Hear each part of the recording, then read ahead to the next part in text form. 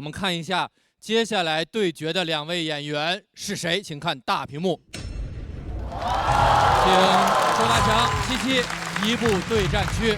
七七大家很熟悉了，上一季大家非常熟悉的老演员。大强是第一次来到喜丹的舞台上，上一轮他用这个2倍速的一种方式，横扫了很多不文明现象，给我们留下了很深刻的印象。掌声有请朱大强。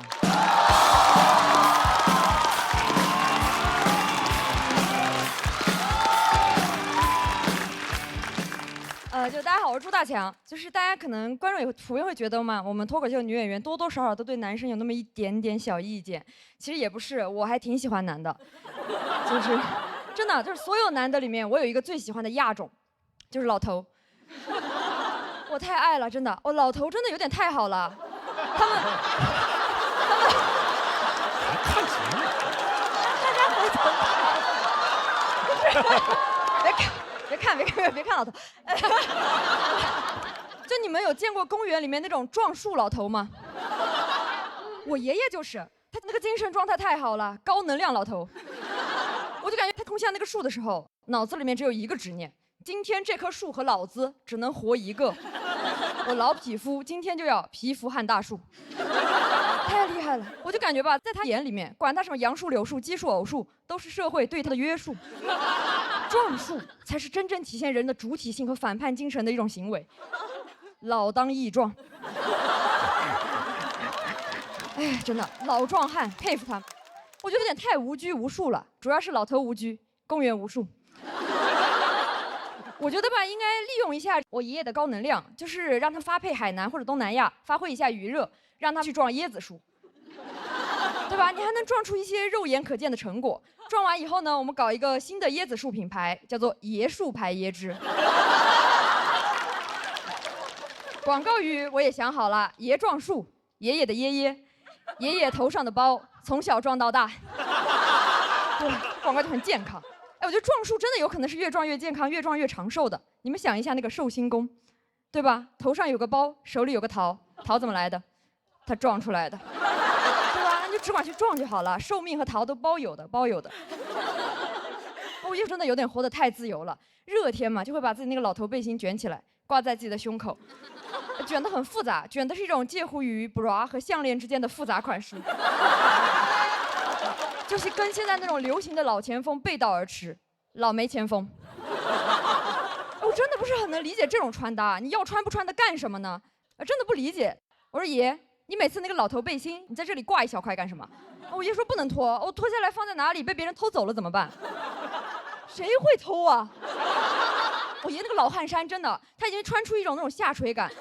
如果真的有小偷稀罕这种东西啊，偷回去还偷回去那个贼窝，还得偷偷藏起来，不然会被别的贼质问。我们不是什么违法分子吗？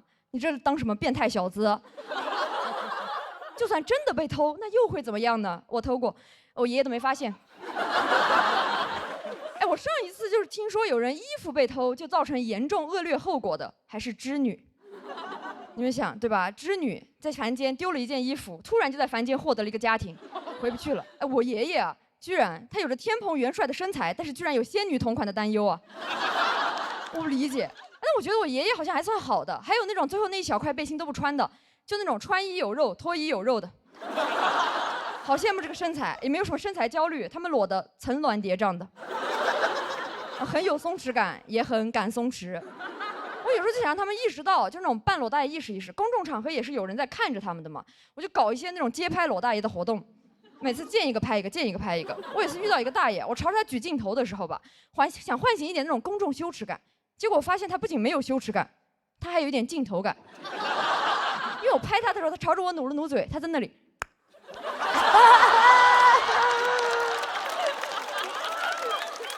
说哟，好想的肚皮，好自寒的精神状态呀！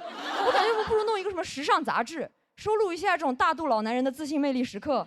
杂志的名字我也想好了，叫做《男人不装》。然后再发行一些海外版，叫做《白花花公子》。有点太自由了，就感觉那是什么老头的2个自由点。那个自由点怎么不用那个黑色塑料袋给它包一下子呢？对吧？所以应该包起来的自由点。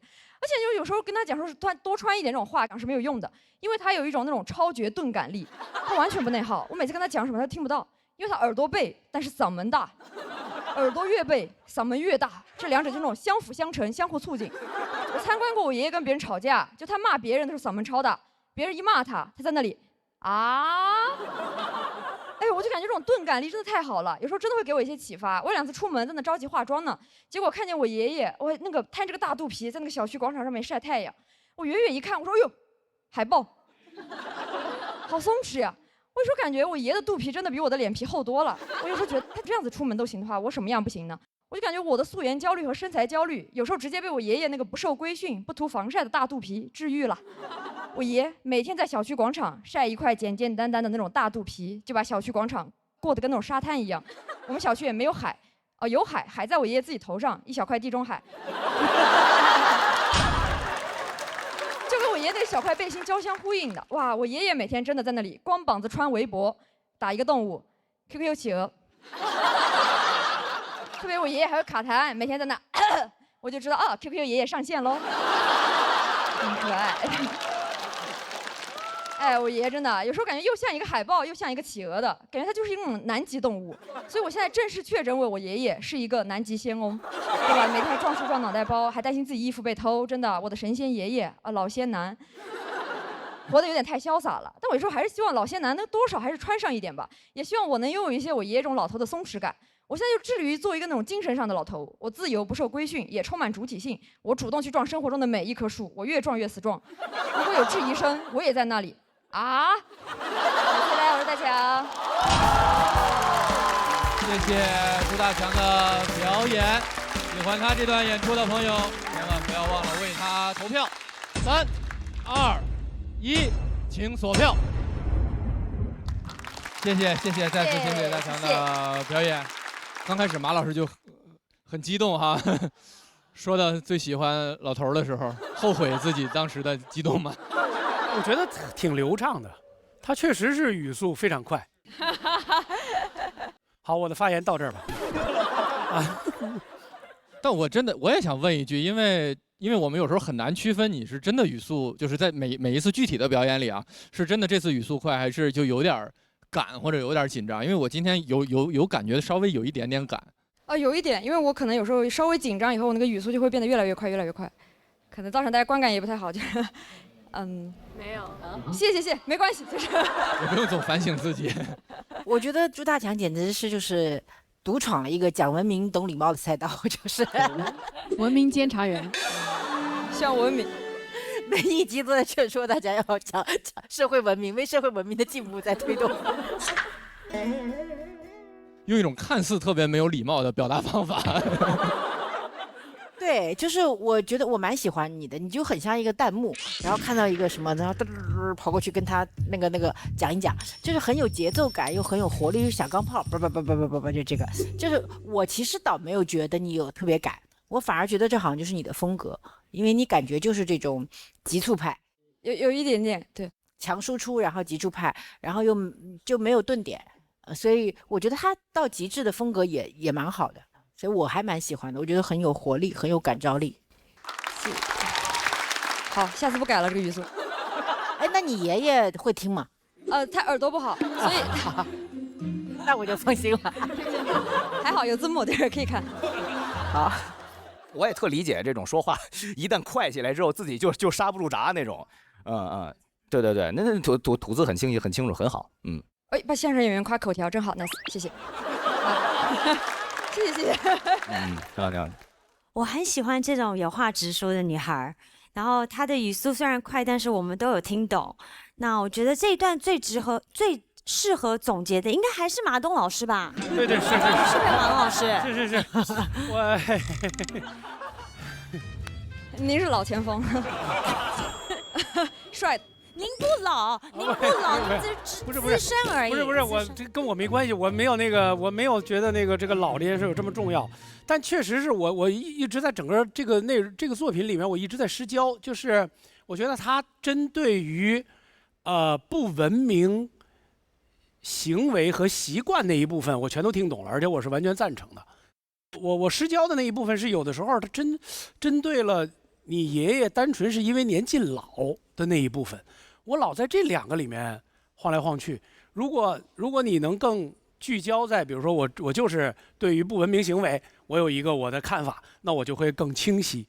聚在我爷爷那2个点上啊，没有。可能马老师的意思，我猜啊，比如说耳背不是他主动的，对啊，就是他也不想耳背，可能确实那是。就是你想说的那个东西，我们都能够 get 到。你可以往回稍微的多一些体谅，也许会更准确啊。会的，我生活中非常尊老爱老。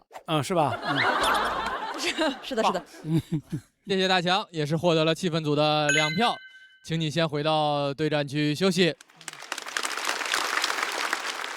下一位要上场的朋友，用他的自信大方感染了很多人，我们掌声有请七七。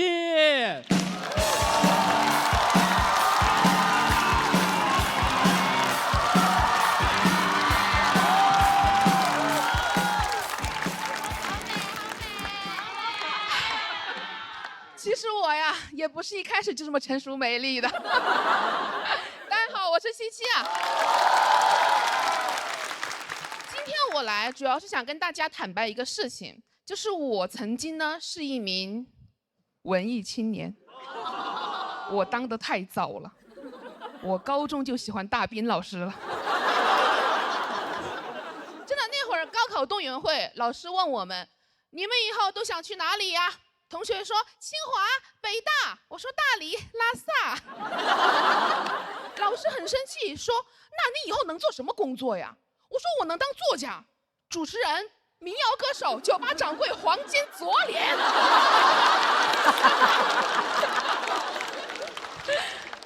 所以我高考结束就马上去了一家青年旅社里面做义工，在浙江一个古镇叫西塘。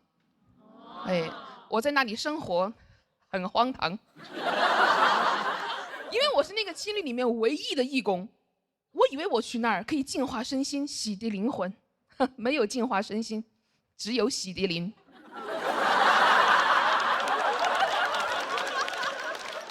我每天除了打扫房间，最重要的工作就是跟客人玩狼人杀。同学打电话问我西塘人多吗？我说狼人挺多的。然后那会儿大斌在西塘开了一家自己的酒吧，叫大斌的小屋。嘿嘿，真有同道中人啊！我特地就去那里朝圣了。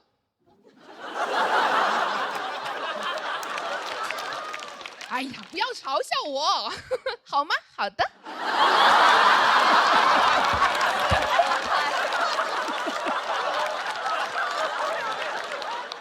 的人都知道啊，就那个酒吧，它有一个环节，就是让每一个观众轮流讲出他自己的故事。一个大哥站了起来，我之前一个人误入了无人区，走了1天1夜，以为自己要死了。这时候，一头牦牛走了过来，亲了亲我的额头。我知道。我要见到神明了！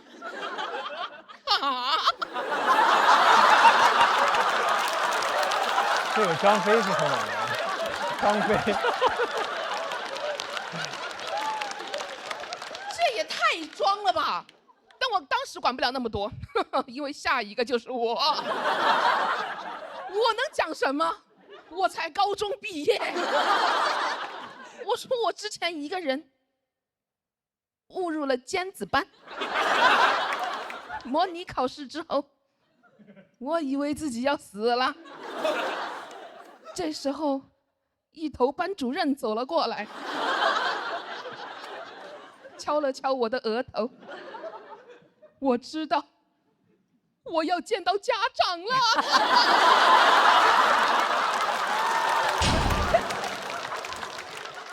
我当时在那个青旅里面待了1个月左右，认识了很多来自全国各地的客人，基本上都是背包客、骑行的和大学生，搞得我当时一度以为是我们青旅有规定，不能接待有钱人。我在那认识了很多人，没有一个正常人，他们都在朋友圈里卖佛珠，最近开始卖盲盒，买了一个，打开是佛珠。当时有一个光头哥啊，在我们青年旅社里面常住，他头上没毛，但他脸上全是毛，他留络腮胡。我当时乍一看，以为他头长反了。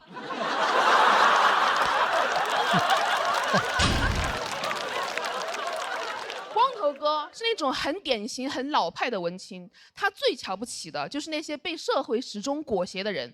他那会儿经常攻击我，他说：“像你这种只会死读书的人。”我说：“哥，我只考了一个2本。”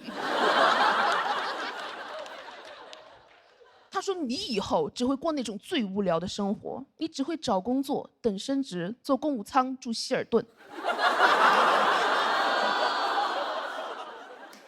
我应当珍惜这份祝福。光头哥又说：“他说你要记住，你是为自己而活的，人生没有什么目的地是一定要抵达的。”我说：“我还没去过拉萨。”他说：“那你是白活了。”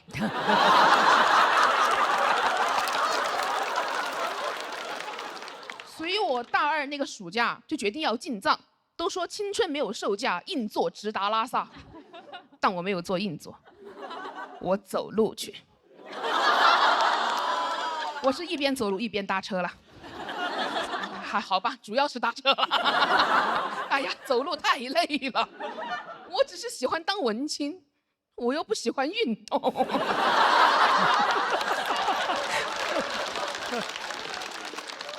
我当时年纪小啊，特别期待在路上碰到的人都是大兵书里面那种人，所以我一上车迫不及待问司机，我说：“你为什么想去西藏？你是流浪歌手，还是地下诗人？”司机说：“我放年假。”我说：“那你逃离原生家庭？”他说：“没有。”我说：“那你感情受挫？”他说：“没有。”我说：“那你肯定有抑郁症？”他说：“不想做就滚下去。”我的小嘴巴就闭了起来。我意识到这个车里啊是禁止文艺的，这不是一辆文艺之车，这是一辆汽车。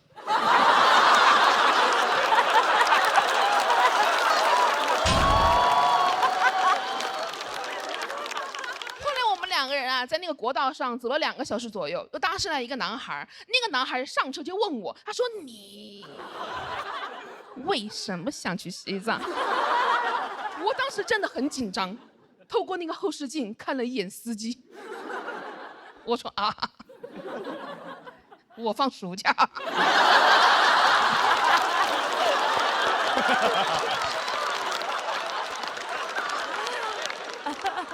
那个男孩说：“我之所以想去西藏，他离滚下去不远了。我之所以想去西藏，是因为我之前一个人误入了无人区，走了1天1夜。”我说：“哎，好耳熟啊！”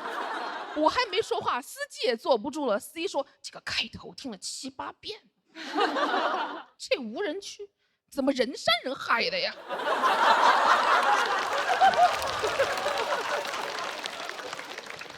我当时进藏大概进了10天左右，路程很苦，但真的很美，但真的很苦。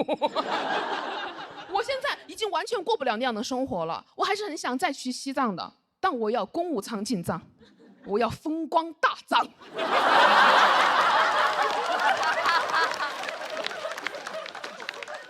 你们也能听出来，以前的我呢是没苦硬吃，现在的我没钱硬花。但很多改变呢，就是在不知不觉之间就发生了。前2年我跟光头哥又见了1次面，在西塘的那个青年旅社里面，距离我跟他第1次见面已经过去10年了，一切都变了。他结婚了，有了小孩，还有了一份稳定的工作。但我能看出来有些东西没有变，他还是没有长出头发来。我当时特别想跟他说：“乖，摸摸头。”那天晚上我跟他在青旅里面聊天，聊得很晚。光头哥说要走，我说：“你要去哪里啊？”他说：“哦，单位给我在附近订了希尔顿。”我当时看着他离开的背影，没有忍住开口问他：“你不是说人生没有目的地一定要抵达吗？”他没说话，但他的手机发出声音。您的专车已经抵达上车点，谢谢您。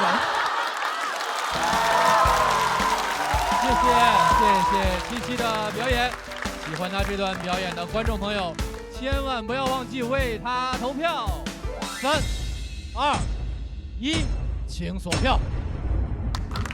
再次谢谢七七，还是熟悉的风格啊！上一赛段演完，大林这评价说七七现在放松、松弛、自信，这样子就好像舞台是他家的客厅一样。今天的表演感觉如何？其实我最喜欢他的一个包袱就是，对，就是啊，对对对，而且后边你还反复在提到这个看见神明这事儿，就是这大哥什么的，我，因为我比较葛啊，我就喜欢看这个。我以为你会喜欢汽车。是这样的，我有时候总我这节目录2季了，我有时候总爱找补，就是其实我那会儿挺想给你拍灯的，但是我错过了，我感觉那我也在表演，我得再找一个合适的点儿，然后我在汽车那儿，但其实我很喜欢这个。这是七七聊的这个话题，其实也好像也是比较少听到哈。咱们几位有谁是做过文艺青年的吗？那大文艺青年。我，我是商业青年。商业青年。天天你看七七，你不觉得眼熟吗？他穿的都是我牌子的衣服。是不？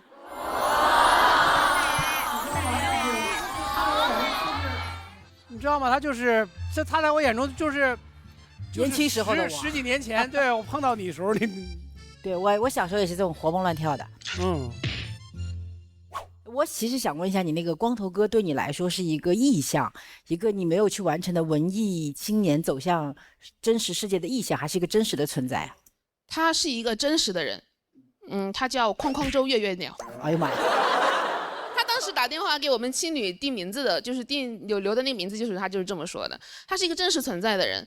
我能感受到，就是光头哥好像是你小时候可能对于某一种自由派的一种向往，然后只是你好像没有办法走上那个自由派，等他好像也回归现实世界的时候，你会有一点遗憾。所以我是想问一下，你那个落福啊，就最后的点为什么要收在他身上？我本来以为你会收在你自己身上的。因为这个就当时我们俩聊天那个场面，在我心里印象非常深刻。就是那天晚上聊着聊着，他说他订了酒店，我当时真的很惊讶，我以为我今天晚上我们都要各自住在青旅里面，就是各自睡那个上下铺，那个场景在我心中留下了很深的激荡。佩森姐呢？就是看到七七以后，我就觉得说，站在这个舞台上还是要有很自然的那种观众缘，就是一个人站在台上，你就会觉得他很想亲近他，然后很想听他讲话，很喜欢他。我觉得七七是有这种富有这个能力的。对，七七个人魅力太强了，很有个人的吸引力，还有个人的特色。可以亲亲我的你。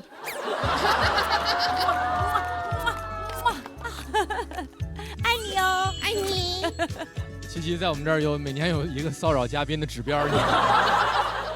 去年的受害者是大林。郭麒麟约会了。我觉得七七有一个能力啊，特别强，他自己是一场对口相声。你知道吗？就是他是2个人。你像这个捧哏和逗哏啊，你需要那个捧哏给你把这个包翻出来，需要阎鹤祥，你知道吗？他一个人在逗哏和捧哏之间，他蹦来蹦去的。他说着说着，他这边还在描述着，那边帮这边给自己翻一下，然后就回来，不耽误他自己描述啊。就请你去吃饭的人，其实应该占2座，你知道吗？一唱一和能把整个气氛搞足，他一人够了。你看他整个的作品，他一直能够给自己翻来覆去的，他有2个角色在里面。我觉得这个是你的一个巨大的天赋。越说越像人格分裂。不是天真姐那光头哥是不是你臆想出来的？完了到这儿又他自己又跟自己。这性格太可爱了。我印象当中，天真也是这种，就是这么不当评委之前也是这么灿烂的那种啊。天真姐一直很灿烂。是灿烂。马老师不要乱说。不乱说。马老师今天受太多委屈了。我爱老头儿啊。不要要这样说毛老师好吗？好的。爱情。